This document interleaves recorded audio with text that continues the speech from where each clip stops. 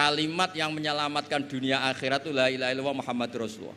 Hanya kata ilmu yang bisa mendahului kalimat itu, yaitu fa'lam annahu la ilaha illallah. Jadi kalimat yang sesakral itu enggak ada kata yang mendahului kalimat itu kecuali kata ilmu, yaitu fa'lam.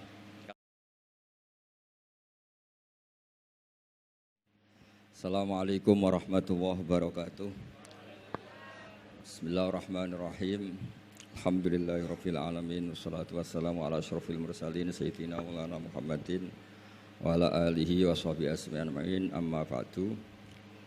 Yang kita hormati bersama guru kita bersama Kiai Haji Abdul Wahab Maimun, semua keluarga besar Mbah Maimun, Gus Yofur, Neng Nadia, semuanya kita hormati, dari Pertamina semuanya, wonten Mas Ari, wonten Mas Solikin, Mas Latif, semuanya saya hormati. Saya sebetulnya sudah 3 tahun yang lalu sering dimintai ngaji sama Pertamina, dan karena saya sudah daftar jadi resi, tengok-tengok di rumah itu sudah nggak mau ya. Alhamdulillah Pertamina punya cara yang agak nggak benar itu, memanfaatkan Gus Yofur ngundang saya. Semoga Allah memaafkan. Itu otak politiknya masih jalan itu. Tapi alhamdulillah semoga ini kesalahan yang dimaafkan Allah Subhanahu wa taala. Karena politik itu penting. Dulu itu ada orang berdoa di depan makam Rasulullah SAW. Itu doanya itu agak mengganggu, itu agak menteror. Ya Allah, jika saya jadi orang baik, maka yang senang ini kekasihmu, yaitu Rasulullah SAW. Tapi kalau saya jadi orang jelek, itu yang senang musuhmu, yaitu setan. Monggo terserah, jenengan mau menyenangkan kekasih jenengan atau menyenangkan musuh jenengan, monggo. Itu kata Allah, ini agak repot. Intinya terus, ya sudah kamu jadi orang baik saja, biar kekasih saya seneng. Jadi kadang-kadang hubungan dengan Allah juga harus pakai politik gitu. Jadi in kuntu sholihan surra habibuk. Kalau saya jadi orang soleh maka yang senang kekasihmu. Kalau saya jadi orang jelek yang senang itu musuh engkau. Terserah jenengan sebagai Tuhan milih mana, menyenangkan kekasihmu atau menyenangkan musuhmu. Jadi kadang-kadang dalam dunia ngaji itu juga harus ada akal-akalan gitu. Saya berkali-kali jadi korban. Sebetulnya saya senang uzlah itu bukan karena apa-apa. Satu, iktifa dengan kiai yang sudah ada. Kedua ya, bapak saya itu namanya Kiai Nur Salim, itu punya bapak namanya Mbah Nur Sam. Sepuh-sepuh itu memang uzlah, mungkin faktor gen. Jadi saya membatasi sekali. Tadi neruskan ngajinya Gus Yofur, saya disuruh agak lama, tapi bukan lama, agak lama itu ya 15 menit. Sambil nunggu Gus Idror.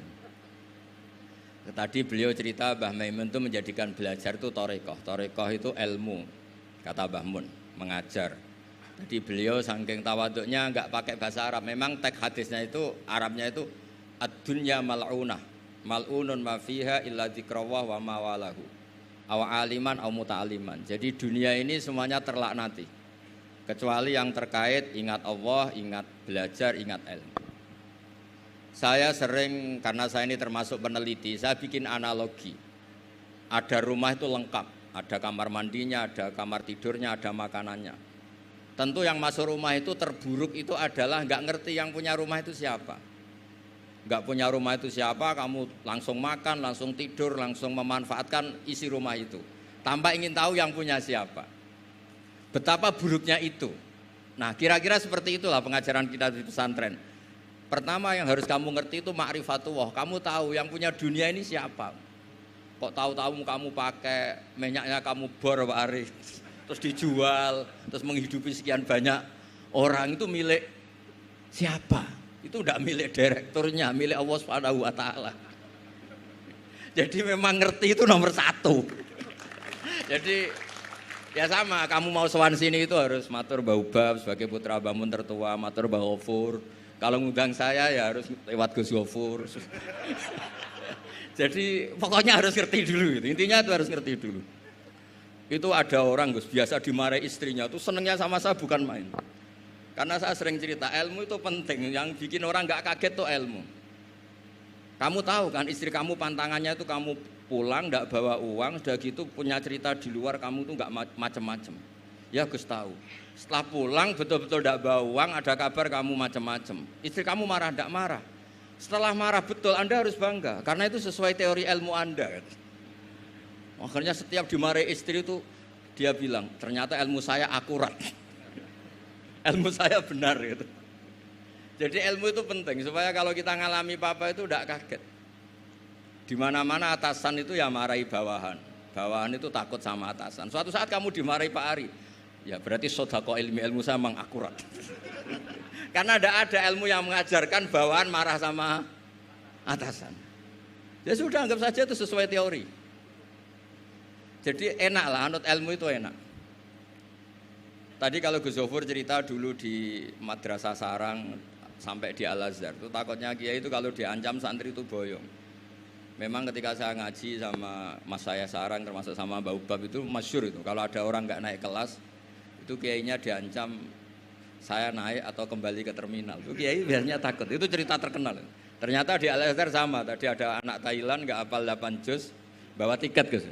Saya pulang ke Thailand tidak jadi orang, Pak dosen yang dosa. Lulus. Lah itu di cerita-cerita yang diceritakan Said Muhammad termasuk di Abu Abdul Farad juga gitu. Ada orang tuh dosanya banyak sekali, kesalahannya banyak sekali. Sampai diceritakan itu kesalahannya digelar itu tis'atan wa tis'ina sijillan. Kullu sijillin maddul basar. Jadi dokumen kesalahannya itu 99 bok kotak, per kotak itu sepanjang mata melihat. Sampai orang ini putus asa karena pasti masuk neraka. Tapi kata Allah, kamu tenang saja. Dan Allah itu sangat, ya kalau boleh dibahasakan itu sangat fair. Sampai Allah tanya, adzolamat kakatabati, apa para penulisnya itu dolim sama kamu? Sehingga sentimen kalau kamu jelek ditulis, kalau baik gak ditulis. Enggak Gusti, memang saya salah betul. Jadi di antara pertanyaannya Allah itu adzolamat kakatabati. Akhirnya terus sampai itu nyata salah, terus kata Allah, la zulma alaikal yaum, kamu tenang saja, kamu punya satu kebaikan. Terus Allah mengeluarkan satu kotak kecil. Terus kata orang itu, sudah Gusti, gak usah, gak penting. Masa 99 box dilawan kotak kecil. Tapi di situ isinya itu kalimat la ilaha illallah Muhammadur Rasulullah. Ketika malaikat disuruh nimbang sama, coba timbang kesalahan yang sebanyak itu dengan hadil kalimat. Fatosat as-sijillat. Ternyata yang menang itu kalimat la ilaha illallah, yang ini salah, gak diabaikan. Itu terus kata hadis terakhir, fala yaskulu ma'asmillahi ta'ala syai'un. Dibanding kalimat ini semuanya itu enggak ada artinya. Karena kira-kira logikanya gini, malaikat bisa diteror sama Allah. Kamu berani ngabaikan nama saya. Jadi kalau saya dipanggil orang 1000, terus satu Gus Zofur, itu milih Gus Zofur. Kamu berani mengabaikan putra Mbah Maimun, kan saya enggak berani. Jadi kira-kira gitu. Malaikat ditanya sama Allah, kamu berani mengabaikan kalimah la ilaha illallah? Ya tidak berani Gusti, dia sudah menangkan. Jadi intinya itu penting sekali kalimah-kalimah thayyibah la ilaha illallah Muhammadur Rasulullah, sujud tadi yang diajarkan Gus Zofur, apalagi tahajud, terus dilihat anak, katanya seneng sekali. Ternyata bapak saya ahli tahajud. Kalau enggak dilihat ya diceritakan Gus baginya. Tapi apapun itu supaya analogi agama itu dimulai diantaranya selain Quran, hadis, ijma itu kias. Kias itu analogi. Ya kayak tadi, kamu masuk rumah, di situ semuanya lengkap, fasilitas lengkap. Kamu pakai aja tanpa terlintas tahu yang punya itu siapa, yang mengizinkan itu siapa. Betapa buruknya itu. Sama betapa buruknya kita nikmati alam raya ini kemudian tidak tahu yang punya siapa. Nah, mengerti itu disebut ma'rifatullah. Sehingga orang yang tidak ngerti itu termasuk dalam riwayat tadi, ad-dunya mal'unatun mal'unun ma fiha illa dzikrawah wa mawalahu au aliman au muta'aliman. Nggih niku ngoten mawon nak kata-kata sing bingung mboten kula tok, jenengan luwih bingung. Mergo napa nggih? Repot kabeh lho. Ilmu nak kakean repot. Kula mawon repot malah jenengan repot. Soale tak janjeni swarga ngoten mawon kersane seneng. Wau jare Gus Gofur ngoten.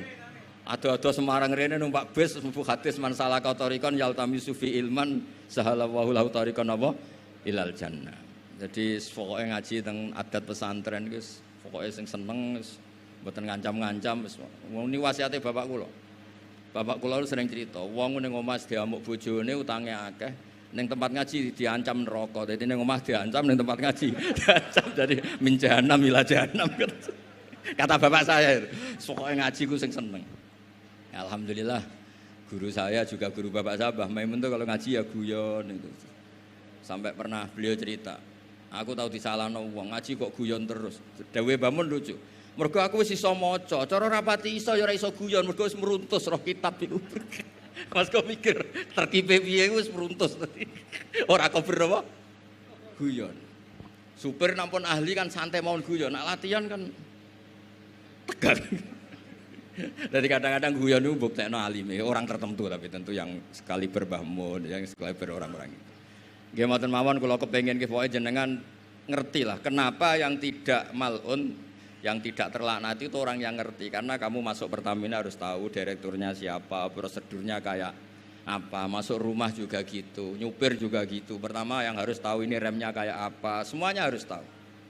Dan tentu di alam raya ini yang penting adalah tahu. Makanya Imam Bukhari ketika cerita babu fadilatil ilm, terus beliau mendalil qala ta'ala fa'lam annahu la ilaha illallah fabada'a bil ilmi. Kata beliau kalimat yang menyelamatkan dunia akhirat itu la ilaha illallah Muhammad Rasulullah. Hanya kata ilmu yang bisa mendahului kalimat itu, yaitu fa'lam annahu la ilaha illallah. Jadi kalimat yang sesakral itu enggak ada kata yang mendahului kalimat itu kecuali kata ilmu, yaitu fa'lam. Kata Imam Bukhari fabada'a bil ilmi. Nggih ngoten mawon Mas Ari, matur nuwun sanget. Assalamualaikum warahmatullahi wabarakatuh.